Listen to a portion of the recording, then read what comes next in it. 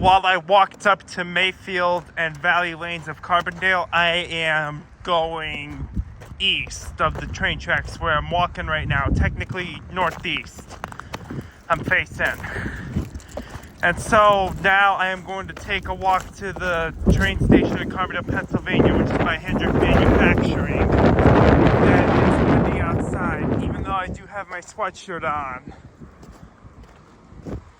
Now I gotta cross this road because